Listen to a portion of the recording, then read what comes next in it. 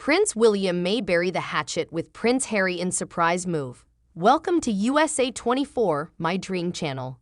Prince Harry and Prince William's tense relationship may yet have hope, as King Charles' longtime butler suggested that the rival siblings may find common ground. Grant Harold, the butler, indicated to Slingo that it was possible that the Prince of Wales may reach out an olive branch to his estranged brother, but warned that much harm had already been done. He anticipated that Prince William might send Prince Harry a birthday greeting, which would be an indication that things might still turn out okay. He might get a text or an email if they communicate on WhatsApp, according to Harold. I sincerely hope they do. William might answer the phone to wish him a happy birthday, I'd like to imagine. You never know though, probably never will we find out. He continued, it would be the chance for his dad to reach out and extend an olive branch. It was the right time for them to check in. The butler thought that Prince Harry would be receptive to their approach and feel the same way about it. I would hope that Harry would do the same to them on their birthdays. He continued. He came to the conclusion that reconciliation between the alienated king and his father and brother was probably unlikely. I don't see it dramatically changing at this point, the speaker said. I think the damage has already been done. On his birthday, Prince William could expect a text from Harry, but damage has already been done. Ex-butler to the king. According to King Charles' former butler, Prince Harry would only get a text or an email from his brother, Prince William, on his birthday. William may approach his estranged brother as an olive branch, according to Grant Harold, who served the king for 7 years while he was the Prince of Wales, but he is concerned that the damage has already been done. As Harry prepares to celebrate his 39th birthday on September 15, Harold shared his predictions for the Duke of Sussex's big day. He might get a text or an email if they communicate on WhatsApp, according to Harold. I sincerely hope they do. William might answer the phone to wish him a happy birthday, I'd like to imagine. You never know though, probably never will we find out.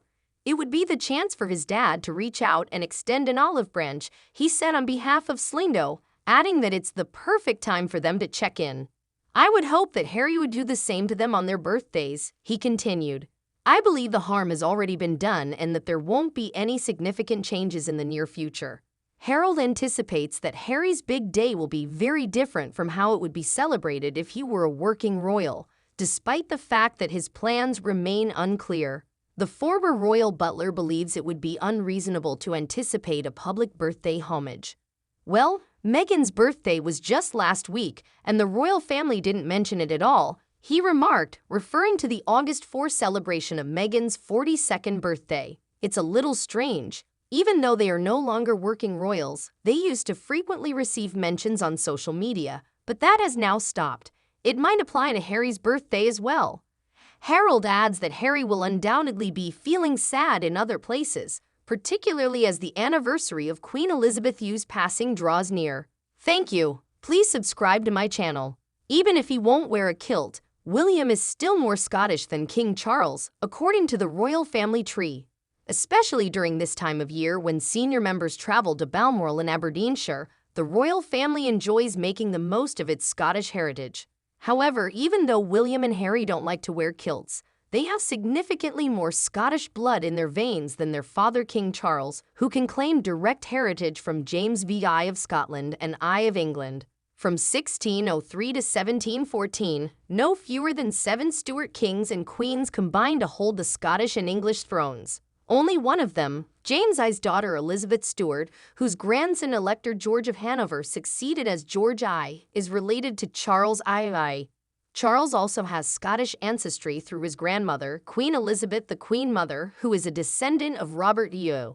While Lady Diana Spencer was an illegitimate descendant of Charles I, a son of James I, and his grandson King Charles II through 2 of Charles II's numerous mistresses. Lady Cynthia Spencer, Diana's grandmother, was a descendant of Charles Lennox, is Duke of Richmond, a son of Charles D, and his mistress Louise de Keroualle. Henry Fitzroy, 1st Duke of Grafton, another of Diana's relatives, was married to Barbara Villiers, another of Charles II's numerous squeezes. Samuel Pepys, the diarist, acknowledged that he had nightmares about Barbara, one of the most beautiful women of her time. The fact that Prince William is descended from James I, a Stuart king who reigned from 1685 to 1688, further strengthens his Stuart heritage. James had an affair with Arabella Churchill, who was Sir Winston Churchill's distant ancestor and the sister of the first Duke of Marlborough. Diana is a descendant of Henrietta Fitzjames, who was born in 1667 and was James and Arabella's first child. There were other royal wives descended from the Stuarts besides William's mother. By coincidence, Charles Lee and Louise de Kerouaille's son, the aforementioned Charles Lennox, is the ancestor of Princess Diana, Queen Camilla, and Sarah Ferguson, Duchess of York. What it really implies is that there wouldn't have been Diana Spencer, Camilla Parker Bowles, or Fergie if Charles Aka, the merry monarch, hadn't been quite so merry and had stayed true to his wife Catherine of Braganza. It is safe to assume that recent royal history would have been significantly less dramatic. It also means that the future William V will be the first descendant of Charles I to rule Britain since 1714 when he eventually assumes the throne. After missing the final of the Lionesses, the Prince and Princess of Wales will support men at the Rugby World Cup. Just weeks after the Prince of Wales received criticism for missing the Lionesses' historic final, the Prince and Princess of Wales will go to France to support England and Wales in the Men's Rugby World Cup. The short sporting excursion by the couple coincides with the beginning of the Invictus Games in Germany for the Duke of Sussex. On Saturday, the opening weekend of the competition, the Princess of Wales, the Rugby Football Union's patron, will watch a group stage match between England and Argentina at the Stade de Marseille. The Welsh Rugby Union's patron, the Prince of Wales, will attend Sunday's encounter between Wales and Fiji at the Stade de Bordeaux. The Duke of Sussex is traveling from the U.S. to attend the Invictus Tournament, which he founded as a Paralympic-style event to aid injured and ill former service members. The Duchess of Sussex will join him later in the week. In Dusseldorf, he will take the stage during the 8-day event's big opening ceremony on Saturday. The Prince will appear on Sunday, the first day of the competitive activities for Invictus, while the Princess will appear later that same evening in continental Europe, in the neighboring country of France. The Prince and Princess have no other engagements scheduled while they are in France, according to Kensington Palace.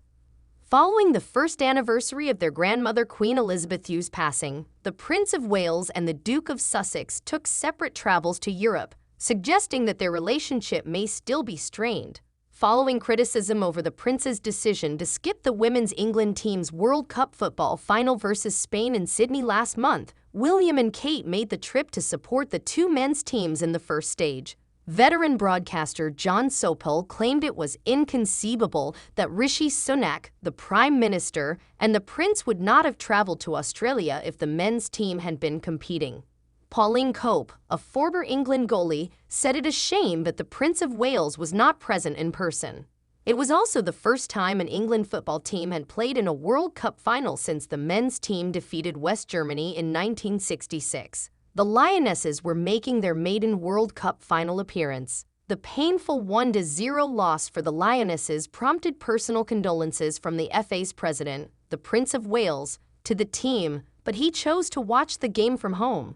No prominent members of the British royal family attended the game, but Queen Letizia of Spain was present with her 16-year-old daughter Infanta Sofia. She was dressed in a patriotic red trouser suit,